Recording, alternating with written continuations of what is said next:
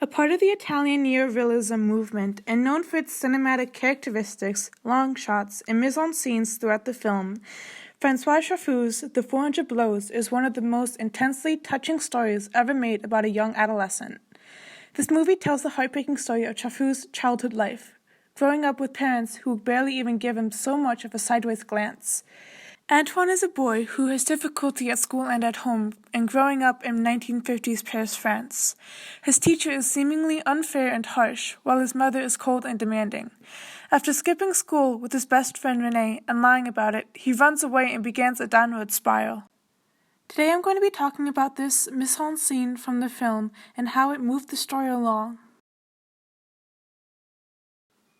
In this scene, we see Antoine at the Juvenile Detention Center interrogation room being questioned by the therapist.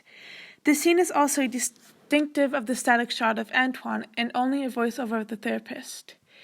The interrogation scene is a distinctive element of the film, as it is an informative piece that explains Antoine's behavior which was unfolding throughout the film. As an audience, we are not able to understand the rebellious actions, even though his mother does not treat him well. Although his behavior remains unexplained, no voiceovers or clear imagery explanations are provided to the audience. The lighting in this scene is defined as flat lighting, which is lighting that produces very little contrast in the scene. The lighting is strong and reflects on the boy's eyes, because he is the only figure that is lit and nothing else in the room is recognizable apart from the table where he holds his hands, moving around and picking and touching the table. In scenes before the Juvenile Detention Center, we see Antoine in a turtleneck. In this scene, we see him in the appropriate uniform for the Juvenile Detention Center, which is a black overall coat, a suit shirt, and a tie.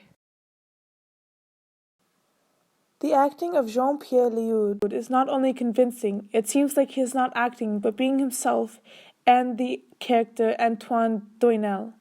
The body language and the posture tells the audience more than his words. It simply betrays his emotion. He is feeling anxious but brave. He is not afraid to tell what is on his mind. He is not afraid to tell the truth. The scene is so touching, it transforms the audience's opinion about the character and Truffaut himself, if you are aware that this is a self-reflexive film. From this moment, we learn that he is not the rascal, he is actually the victim. The rough environment managed to raise a new cinema genius.